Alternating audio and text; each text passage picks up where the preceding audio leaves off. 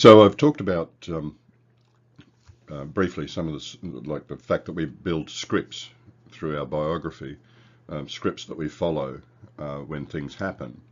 The first two scripts that we develop as infants are attachment scripts, where we learn that other people can bring us interest, excitement when our parents or caregivers play with us. As infants, we learn that positive affect is the result of interaction with other people.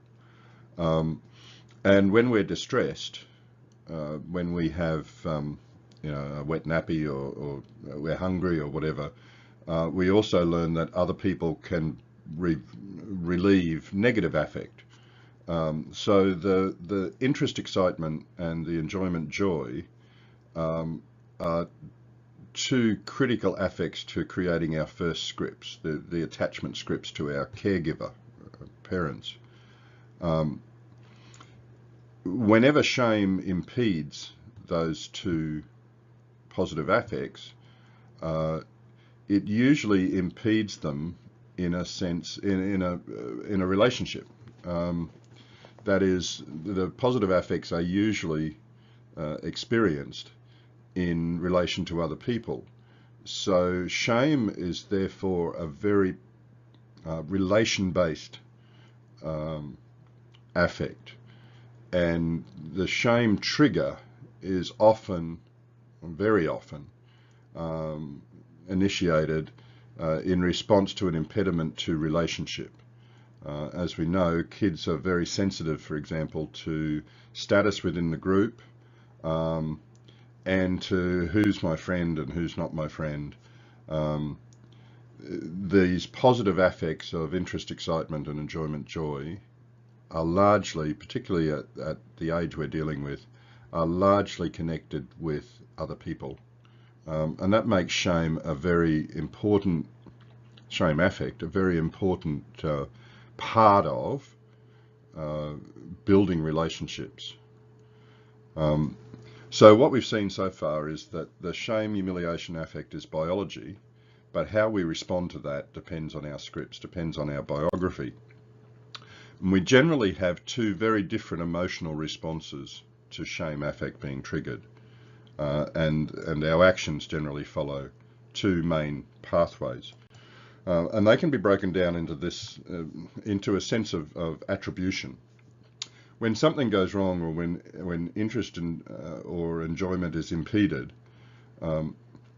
we often look for an explanation, for two different explanations. Either one that speaks to the self and something that's wrong with us, or one that speaks to our behaviour or others' behaviour. In other words, things that can be changed. So the dichotomy here is when things go wrong, or when we don't measure up, or whenever shame affect is triggered,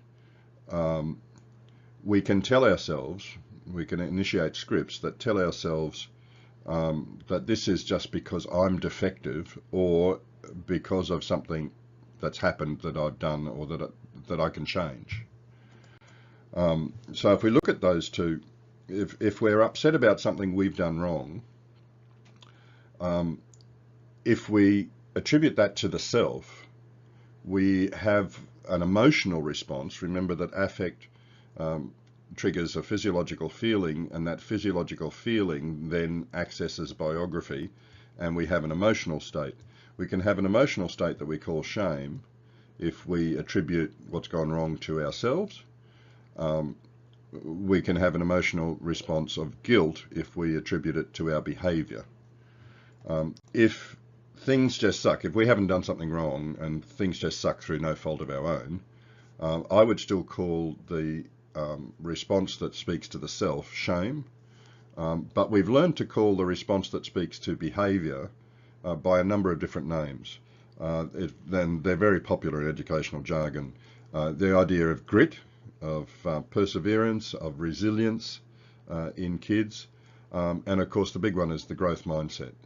The fact that if we don't achieve, or we don't, things don't turn out the way we want, we can change strategies. we can do things differently, and that will result in a different outcome. So whether we've done something wrong or not, no matter what the cause of the shame affect being triggered is, we tend to either attribute that negative feeling to some aspect of the self or to some aspect of behaviour. June Tangney, a shame researcher at George Mason University, has done a lot of work on this, and she makes a big distinction between the emotions of shame and guilt. Shame, she says, focuses on the self, and we feel badly about the self, whereas guilt focuses on specific behaviour. In guilt, for example, you say something like, "I'm sorry, I made a mistake." Shame is more of a, "I'm sorry, I am a mistake." And that's a very, very different type of response.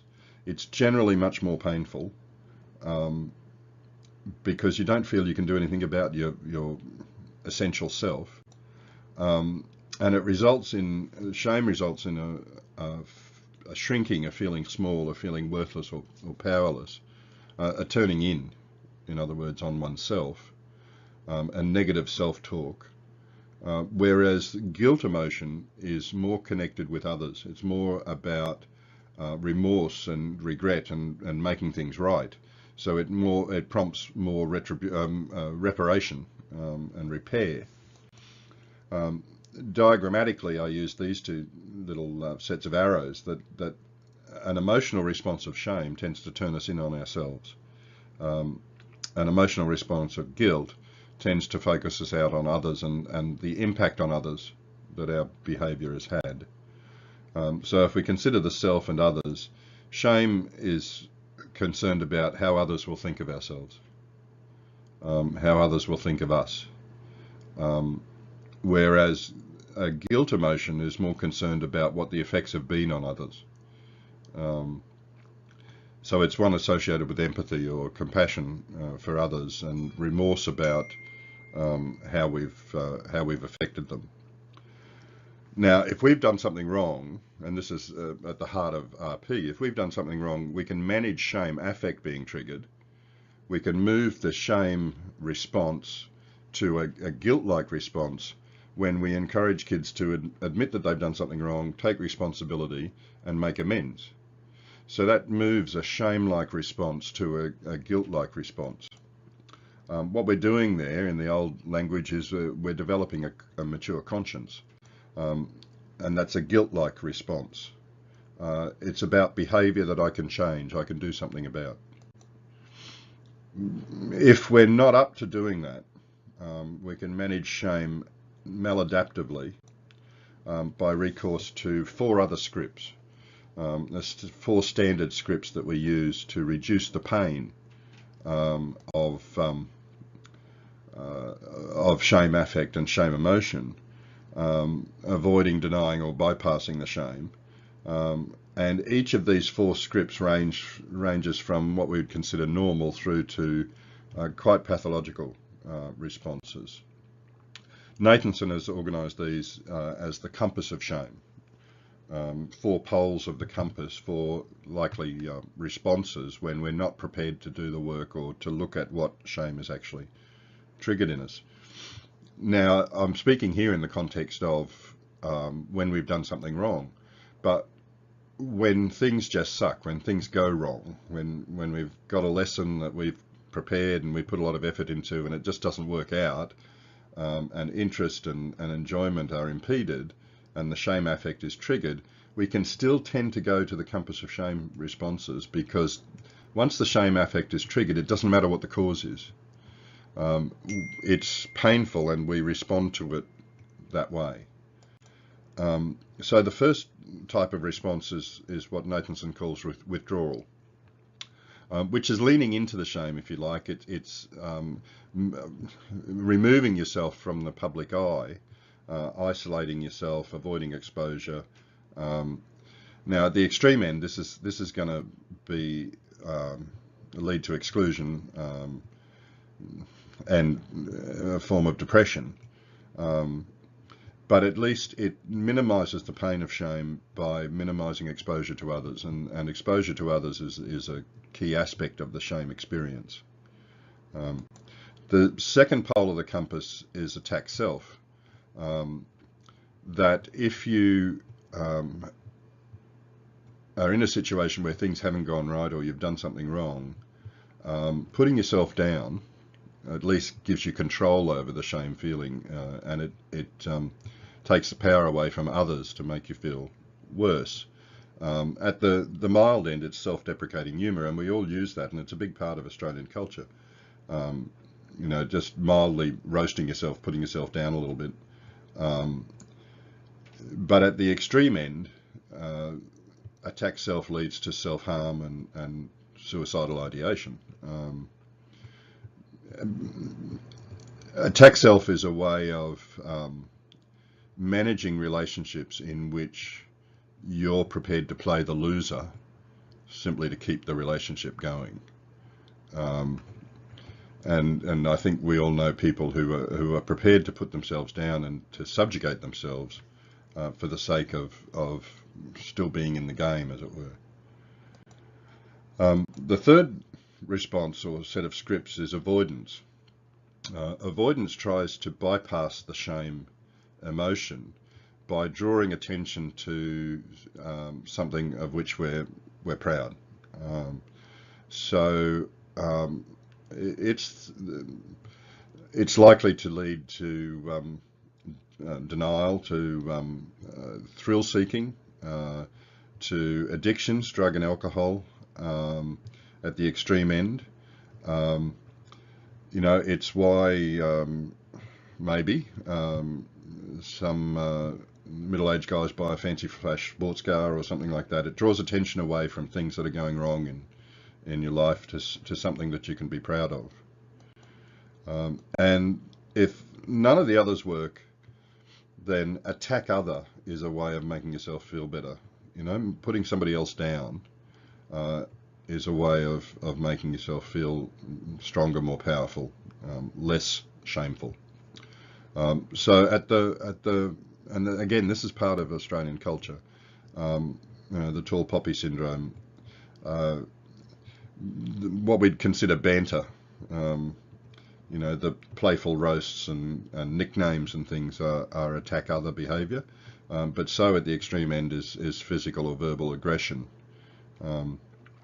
So if we look at the four poles, I think we can see that behaviour in kids. It's always easier to see it in others than it is in ourselves. I think we can see these four behaviours in kids. Even in an academic sense, you know, withdrawal is the kid who doesn't participate in class, but it might also be the kid who doesn't bring materials, or is late to class, or sits at the back and tries to make himself a small target. Attack self are those kids who just know that they're never going to get this, you know, and talk themselves down all the time. Avoidance, probably those kids who see themselves as musicians or athletes, or I'm a rugby player, don't ask me to learn mathematics. You know, I can do this stuff. But it's also at the heart of a lot of teenage thrill seeking and risk taking, bravado, just avoiding sense of vulnerability. Attack other. Those kids who, you know, this work's rubbish, this is shit, you know, you can't teach, anything that puts the blame on somebody else and makes them feel stronger. So when shame, humiliation, affect is triggered, there's two main responses. We can take the mature response, which is the guilt emotion, or we can take the avoidant response, which is the shame emotion. And RP is about giving kids a pathway to down the right-hand side for this. But remember, this is not, shame, humiliation, affect is not just triggered when we've done something wrong. Okay, it's also triggered when our plans go awry, when somebody excludes us. Any time that interest or enjoyment are impeded, we're going to have the shame, humiliation, affect triggered. And we can either deal with that through what we'd call a guilt emotion, or looking at how can we fix this, or we deal with it with a shame emotion. Now, if you just take an academic case, if shame, humiliation affect is triggered, we'd call these two responses a growth mindset and a fixed mindset. A growth mindset says, down the right-hand side of this slide, would say, well, we can change what we do. We can use different strategies. We can ask questions and so on. A shame emotional response, or a fixed mindset response, would say, oh, look, I'm hopeless at this. I just can't do it. That's attack self. Or I'd withdraw from the task. That's withdrawal. Or I'd draw my attention to something else. Or I'd start lashing out. So I think we can see, as I said, it's easier to see it in other people than it is in ourselves. I think we can see that these two types of responses, what we call a guilt or shame response, are the possibilities whenever the shame, humiliation affect is triggered. So the takeaway from here is that there are good and bad ways of responding to the shame affect. The shame affect is positive. You know, it's there so that we can learn things. So that our attention is drawn to things that we need to be aware of. But how we respond to it depends very much on our biography. And some ways of responding to it are adaptive, they're positive, they're good, they're life-giving, and some are maladaptive and they lead to negative outcomes.